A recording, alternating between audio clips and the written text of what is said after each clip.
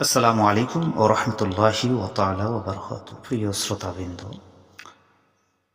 আজকে ভারত বাংলাদেশ আমাদের এদিকে আজকে আরাফার দিবস। আজকে এই আরাফার দিবসে এই জিলহজ মাসে ৯ জিলহজকে আরাফার দিবস বলা হয়েছে।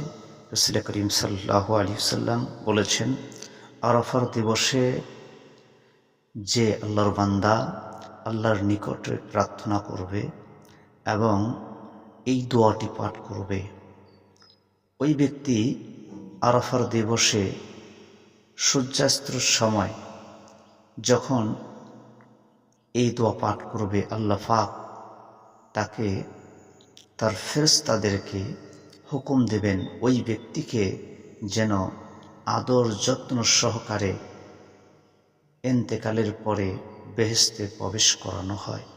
সেই দোয়াটি হলো, বিসমিল্লাহি মাশা আল্লাহু লা হাওলা ওয়ালা কুওয়াতা ইল্লা বিল্লাহিল আলিয়্যিল আযীম।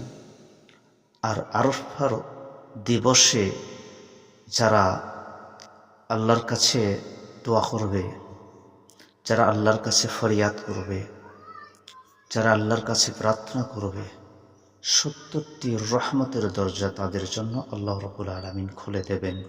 গতকাল আরাফার দিবস সৌদি আরবে পালন হয়ে গেছে, আজকে ৯ জিলহজ আমাদের এদিকে।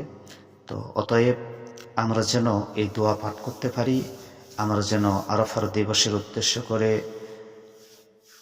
আসরের নামাজের পরে আল্লাহর কাছে ফরিয়াদ করতে পারি। আল্লাহ আমাদের তৌফিক দান করুক, আমিন।